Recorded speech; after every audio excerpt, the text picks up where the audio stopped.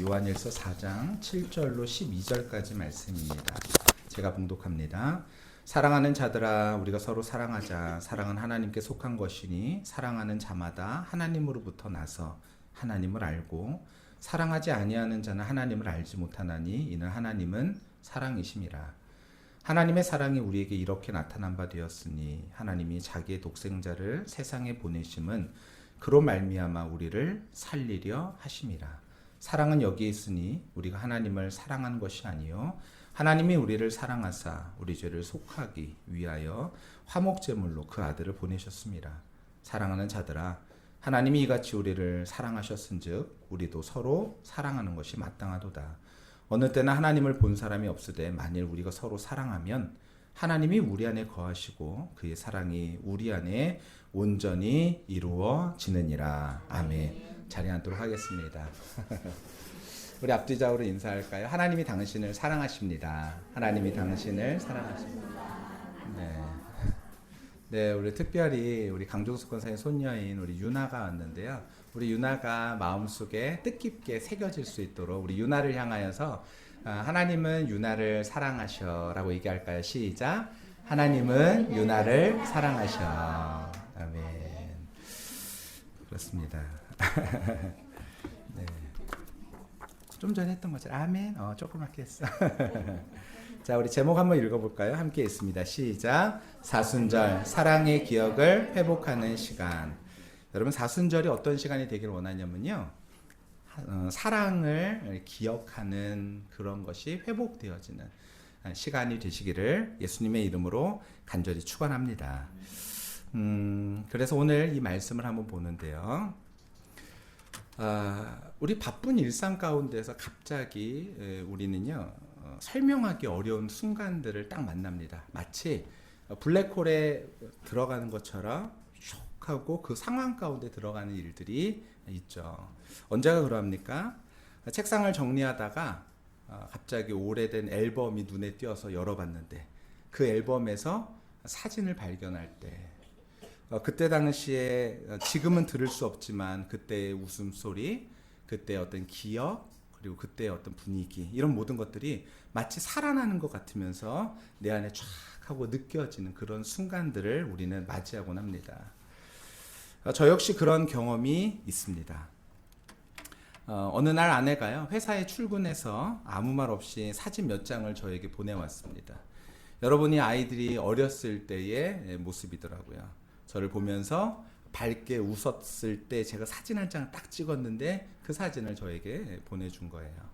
해맑은 얼굴로 저를 향해서 웃어주던 순간들, 그 순간에 저는요, 마음이 순간에 무너졌습니다. 그날은 아니었는데 그 전날쯤 제가 아이들에게 바쁘다는 핑계로 아이들에게 재촉하면서 화를 냈던 그런 기억이 저에게 확 나는 거예요. 그러니까 생각해 보니까요, 그 사진을 딱 보는 순간 어떤 생각이 들었냐면 어리다라는 생각이 들었거든요. 근데 그때 당시에도 저는 그 아이들을요, 큰아이처럼 취급했던 것 같아요. 시원이는 몇 살 때 큰아이처럼 취급했을까요? 네, 이미 3살 때 시원이는 다 큰 애가 됐었어요. 왜냐면 유나가 태어나니까요, 시원이는 다 큰 애처럼 느껴지더라고요. 근데 지금 생각해 보면 3살, 아주 어린 거죠. 근데 나중에 훗날 저는 시원이를 보면서 오늘을 기억하면서 어떤 생각이 들까요? 다 컸네라는 생각이 들까요? 아니요, 그때도 그때 참 어렸구나라는 생각이 들을 것 같아요. 사진을 보기 전까지는요, 저는요, 시간에 쫓기면서 아이들에게 닥달하던 아버지였는데 그 사진을 본 후에 저는 다시 아버지가 되어졌습니다. 그 사진이 저를 변화되게 만든 것이죠. 무엇이 저를 변화되게 만들었을까요? 상황이 달라진 것도 아닙니다. 그리고 아이들이 달라진 것도 아니에요. 단지 저의 기억이 제대로 돌아왔을 뿐이다라는 거예요. 더 다정하게 말해주지 못하고 더 기다려주지 못했던 그런 아버지. 근데 그 아버지가 그 사진 한 장을 통해서 기억이 되살아나니까 아버지로서 다시 돌아가는 그런 모습을 보게 됩니다. 여러분 한번 읽어볼까요? 맨 위에 함께 있습니다. 시작. 신앙은 결심이 아니라 기억입니다. 여러분, 우리의 신앙은요, 결심이 아닙니다.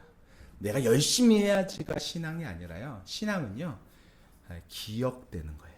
기억나면 우리가 살아내지는 것이 바로 신앙생활이다라는 거예요. 우리는 하나님을 믿는다고 말하면서도 삶의 분주함 속에서 하나님에 대한 기억을요, 마음 한켠에서 살짝 밀어놓고 기억하지 못할 때가 있는 것이죠.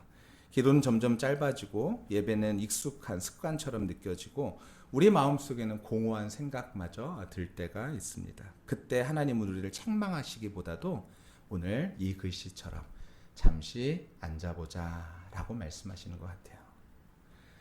그리고 나서 우리에게 오셔서 분주한 우리의 손을 잡고 말씀하시는 것 같아요. 잠깐 여기 앉아봐. 그리고 나서 이야기를 시작하시는 것이죠. 잠시 멈추어 나와 함께 걷자.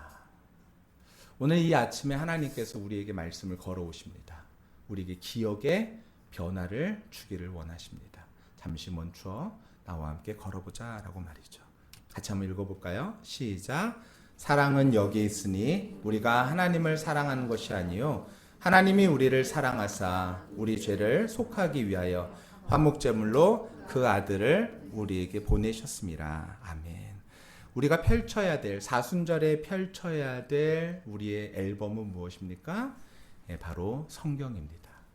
성경을 펼쳐서 우리의 마음에 하나님을 향한 기억을 다시 한번 되살리는 것이 너무나 중요하다라는 것이죠. 페이지를 넘길 때마다 그 안에서는요, 우리가 잊고 지냈던 하나님이 우리를 향해서 기뻐하셨던 그 미소가 기록되어 있고, 넘어질 때 다시 우리를 일으켜 세우셨던 그 사랑과 위로가 기록되어 있는 것을 보게 되어집니다.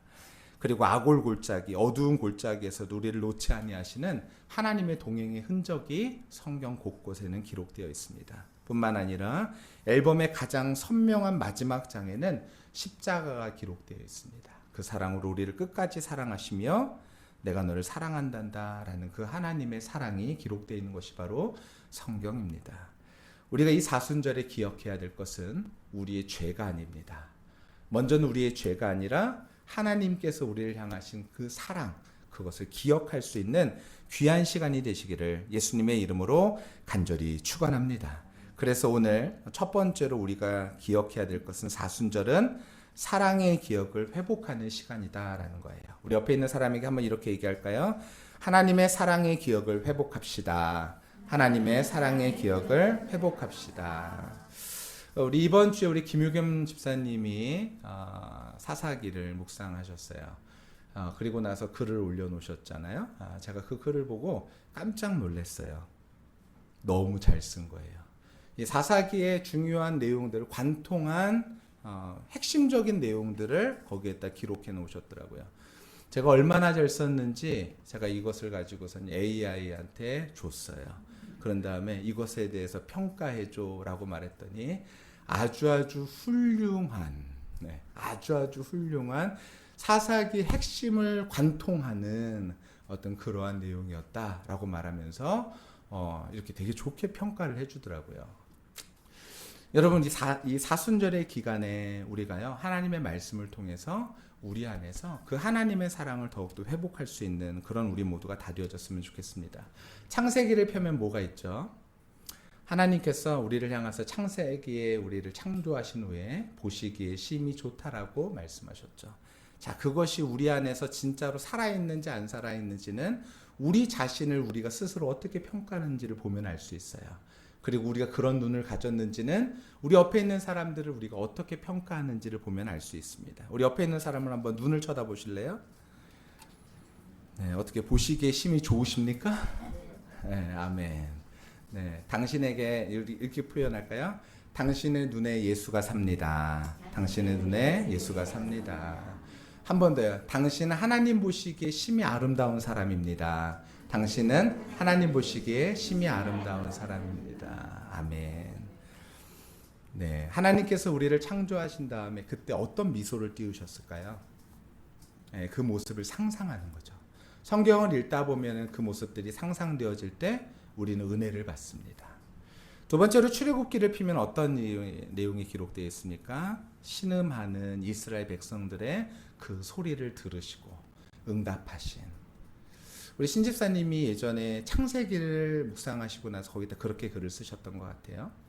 사람은 계속해서 죄를 짓지만 하나님은 계속 참으시면서 그들을 구원하실 그런 방편들을 마련하신다. 대충 이런 내용을 쓰셨던 것 같아요. 출애굽기를 보면 하나님의 그 사랑이 담겨져 있습니다. 시편을 보면 뭐가 담겨 있어요? 사망의 음침한 골짜기를 다닐지라도 해를 두려워하지 않은 것은 주께서 나와 함께 하심이라. 여러분, 이 말씀이 내 안에서 와서 딱 떨어지는 순간, 그리고 내 안에서 누려지는 순간 우리는 어떻게 되어지는 거냐면요, 큰 은혜를 받게 되어지는 것이죠. 여러분, 하나님께서 우리를 사랑하시는 그 사랑이 우리 안에서 넘치도록 매일매일 부어지게 되시기를 간절히 축원합니다. 여기 요한은 이렇게 이야기합니다. 맨 위에 글씨가 보이실지 모르겠는데 한번 읽어볼까요? 시작. 사랑은 여기 있으니 우리가 하나님을 사랑하는 것이 아니요 하나님이 우리를 사랑하사 우리 죄를 속하기 위하여 화목제물로 그 아들을 보내셨습니다. 아멘. 이 앨범의 가장 선명한 마지막 장에는요, 바로 십자가의 사랑이 기록되어 있습니다. 그리고 그 안에서 우리를 사랑하신다라고 말씀하시는 것이죠. 중요한 것은 이것입니다. 순서가 중요합니다. 사랑이 원인이고 순종이 결과입니다. 근데 대부분 이것이 거꾸로 되는 경우들이 많이 있어요. 내가 더 잘해야지 하나님이 나를 사랑하시지. 아니요, 그렇지 않습니다. 사랑이 원인이고 순종이 결과입니다. 사순절은 죄를 세어보면서 자신을 몰아붙이는 기간이 결코 아닙니다. 사순절은요, 하나님이 우리를 얼마나 오래, 얼마나 깊이 사랑해 오셨는지를 다시 바라보고 기억하는 시간이 바로 사순절이다라는 것을 꼭 기억하시길 바랍니다. 그래서 사순절은요, 읽어볼게요. 시작. 억지의 결심이 아닌 자연스러운 돌아섬. 억지로 결심하는 것이 아니라 자연스러운 돌아섬이 있는 것이죠. 우리가 사랑을 잊어버리면요, 신앙은 뭐가 될까요? 의무가 됩니다. 하나님의 사랑을 잊어버리면요, 신앙생활이 의무가 되어져요. 그런데 반대로 기억이 되살아나고 하나님의 사랑이 우리 안에 쫙 다가오게 되면요, 신앙은 친밀한 관계 속에서의 기쁨이 되어지게 됩니다. 여러분, 이 기쁨을 누리길 하나님께서 원하십니다. 우리가 의무적인 신앙생활이 아니라 기쁨으로 주님 앞에 드려지는 귀한 신앙생활 되기를 하나님께서는 원하신다라는 것이죠. 사순절은 우리에게 이렇게 속삭입니다. 하나님의 사랑을 기억하라. 회개는요, 죄책감의 결과가 아닙니다. 다시요, 회개는 뭐라고요? 죄책감의 결과가 아닙니다. 사랑을 다시 본 사람에게 흘러나오는 자연스러운 방향의 전환입니다. 아, 이렇게 하면 안 되겠구나라는 것이 자연스럽게 이루어지는 것이죠. 사랑하는 성도 여러분, 이번 사순절 기간 동안 우리는 하나님께 더 많은 약속을 드리기 전에 하나님이 우리에게 어떤 약속을 지켜오셨는지를 먼저 바라보게 되시기를 바랍니다.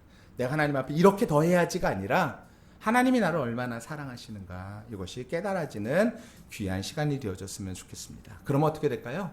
동참하게 되어집니다. 같이 읽어볼게요. 시작. 사랑을 기억한 사람은 그 사랑의 길을 걷습니다. 아멘.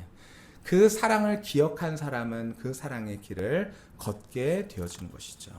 사랑은 구경하는 것으로 만족하지 않습니다. 구경이 아니라요, 그 사랑으로 우리도 함께 동참하는 것이죠. 그래서 사순절은요, 사랑을 기억하는 데서 멈추지 않고 그 길 위에서 우리의 삶을 하나님의 사랑 위에서가 다 겹쳐보는 거예요. 그래서 우리도 함께 그 길을 걸어가 보는 것이죠. 성경 속 믿음의 사람들이 완벽했기 때문에 하나님의 길을 함께 동행한 것이 아닙니다. 완벽하기에, 할 수 있기에 동행한 것이 아니라 하나님께서 믿음이라는 것을 주셨기 때문에 그 믿음으로 동참하고 함께 걸어가게 되어지는 것이죠. 신앙은요, 하나님을 완벽하게 이해하는 데 있지 아니하고 하나님과 같은 방향을 바라보는 데 있습니다. 저와 우리 모두가 하나님과 같은 방향을 바라보고 걸어갈 수 있는 저와 우리 모두가 다 되어졌으면 좋겠습니다. 그 사랑의 극치가 무엇입니까? 바로 이것입니다. 한번 읽어볼까요? 시작. 고통보다 더 컸던 사랑. 십자가가요, 십자가의 고통보다 예수님께서 하나님을 향하신 그 사랑, 그것이 더 컸기에 예수님 십자가에서 그 모진 고통을 다 감내할 수 있었던 것이죠. 사랑의 고통보다 컸기 때문에 가능한 선택입니다. 사랑하는 성도 여러분, 예수님께서 하셨던 말씀을 기억합니다. 할 수만 있다면 이 잔을 내게서 지나가게 하옵소서. 얼마나 고통스러웠기 때문에 그렇게 말씀하셨겠습니까? 그럼에도 불구하고 그러나 내 원대로 마시옵고 아버지의 원대로 되게 해달라는 그 사랑의 고백은 고통보다 사랑이 컸기에 가능한 고백이다라는 것입니다. 사랑하는 성도 여러분, 십자가는 하나님이 우리를 위해서 무엇을 하셨는지를 보여주는 사건이기도 하지만 우리가 어떤 삶으로 초대받았는지를 보여주는 그런 귀한 초대이기도 합니다. 우리는요, 하나님의 사랑으로 인하여서 변화받아서 그 사랑으로 살아가기를 하나님께서 원하신다라는 거예요. 그럼 어떻게 된다고요? 읽어볼게요. 시작. 사랑하는 자들아, 우리도 서로 사랑하는 것이 마땅하도다. 사랑하는 자들아, 우리도 서로 사랑하는 것이 뭐라고요? 마땅하다. 예수님은 우리에게 십자가를 구경하라고 부르시지 않으셨어요. 야, 이 십자가 좀 한번 봐봐. 내 사랑이 대단하지? 이렇게 구경하라고 보내신 것이 아니라 서로 사랑하라라고 우리에게 말씀하고 계십니다. 이것은 사랑이 요구하는 자리에서 도망치지 말라라는 하나님의 요청이기도 합니다. 용서하기 어려운 사람을 용서하는 것, 이해되지 않는 상황에서도 하나님을 신뢰하는 것을 선택하는 것, 이것이 주님의 마음인 줄 믿습니다. 읽어볼게요. 시작. 구경꾼에서 동행자로. 우리는 구경꾼이 아니라 동행자입니다. 하나님과 함께 그 일들을 이루어가는 사람들이다라는 것이죠. 여러분, 오늘 이 주보 안에 있는 것을 보셨습니까? 네, 한번 우리 펴서 한번 보실까요? 네, 주보 안에 제가 종이를 하나 넣어놨습니다. 사순절 절제 챌린지입니다. 사순절 절제 챌린지. 작은 절제, 큰 나눔. 이것을 저는요, 우리 성도들과 함께 하기를 원합니다. 하루에 한 번 식사나 또는 간식을요, 절제하는 거예요. 예를 들어서 내가 오늘 스타벅스 가가지고 커피 한 잔 마시려고 했다. 그러면요, 어떻게 하는 거예요? 요 뒤에 보시면은 종이가 있죠? 네, 거기에다 표에다 쓰시는 거예요. 내용, 커피, 스타벅스 이렇게 쓰시고 거기에다가 뭘 쓰시면 돼요? 스타벅스 커피 한 잔이 얼마죠? 저 요즘 꽤 안 가봤는데 뭐 5, 6천 원 하는 것 같아요. 그럼 그 밑에다가 얼마를 쓰는 거예요? 500원 쓰는 게 아니라 5천 원, 6천 원을 똑같이 쓰시는 거예요. 아니야, 나 사실 오늘 스타벅스 커피가 아니라 자판기 커피 한 잔 먹으려고 그랬어. 마음을 바꾸시지 마시고요. 네, 이때에 마음을 다 들여서 여기에다가 쓰는 거예요. 그리고 예를 들어서 오늘 외식을 한번 하려고 그랬어요. 좋은 걸 한번 먹으려고 그랬는데 그것도 내 마음속에 있는 마음이라면 여기에다가 써보는 거죠. 그리고 나서 그 금액을요, 여러분 하루하루를 다 더하셔서 맨 마지막에 합산하셔서 부활절에는 하나님 앞에 그냥 뭐 물론 그것도 의미 없는 것은 아니지만요, 하나님 앞에 부활절 헌금 드립니다. 뭐 10,000원, 50,000원, 10,000원 그냥 그렇게 드리지 마시고요. 이 금액대로 정확하게 하나님 앞에서 하루하루를 기억하시면서 이것을 기억하시고 부활절에 의미 있는 헌금을 하나님 앞에 드리기를 예수님의 이름으로 간절히 축원합니다. 이건 누구가 할까요? 가족 단위에서 한 명만 하는 게 아니라 모두가. 저희 가족이 제일 많습니다. 5명이 합니다. 시원이, 유나, 옹결이, 그리고 저와 아내까지 여기에 함께 동참해서 할 거예요. 그럼 이것을 어디다가 쓸 거냐? 맨 마지막에 부활절에 이것을 헌금하면요, 우리 안에서 회의를 통해서 소외된 이웃들에게, 이 돈이 필요한 자들에게 이 돈을 사용할 계획입니다. 그래서 우리가요, 이 사순절 기간 안에서 하나님의 사랑을요, 우리가 의도적으로라도 계속해서 기억하시고 하나님의 사랑으로 우리가 구경꾼이 아니라 우리는 그들과 함께 동행하는 자로서 하나님의 마음을 함께 품은 자로서 이 일들을 함께 이루어가게 되기를 예수님의 이름으로 간절히 축원합니다. 여러분, 그 자리에 누가 계실까요? 하나님이 함께 계십니다. 우리 한번 읽어볼게요. 시작. 사랑이 머무는 곳에 하나님이 계십니다. 오늘 말씀을 같이 한번 펴서 한번 읽어볼까요? 함께 읽겠습니다. 우리 12절 말씀 시작. 어느 때나 하나님을 본 사람이 없으되 만일 우리가 서로 사랑하면 하나님이 우리 안에 거하시고 그의 사랑이 우리 안에 온전히 이루어지느니라. 아멘. 하나님을 본 사람이 있대요, 없대요? 없대요. 분명히 기록하고 있어요, 성경은요. 근데 우리는 어떻게 하나님을 만나죠? 네, 우리가 서로 사랑함을 통하여, 하나님의 말씀이 이루어짐을 통하여 우리는 하나님을 만나게 되어집니다. 어느 때나 하나님을 본 사람이 없으되 만일 우리가 서로 사랑하면 하나님이 우리 안에 거하시고, 사랑하면 뭐라고요? 우리 안에 하나님의 사랑이 거하시고 그의 사랑이 우리 안에서 온전히 이루어지느니라. 아멘. 우리는 종종 하나님을 더 분명히 느끼고 싶다고 말합니다. 더 큰 은혜, 더 확실한 체험을 구합니다. 그러나 성경은요, 전혀 다른 길을 우리에게 알려주는 듯해요. 하나님을 가장 분명히 만나는 길은 사랑하는 삶 속에서 그 안으로 들어가라 라고 말씀하시는 것입니다.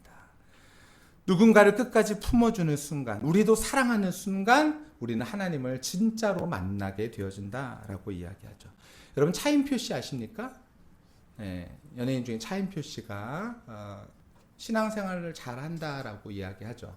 근데 차인표 씨가요, 항상 기도했던 기도의 제목이 있대요. 하나님, 저 하나님 좀 만나게 해주세요. 맨날 그렇게 기도했대요. 근데 기도하는데 차인표 씨가요, 그 기도가 이루어지지 않는 것 같더래요. 근데 한 번은요, 어떤 단체를 통해서 차인표 씨한테 이제 연예인이니까 영향력이 크다 보니까 외국에 나가서 이제 어떤 선교를 같이 나가자고 했던 모양이에요.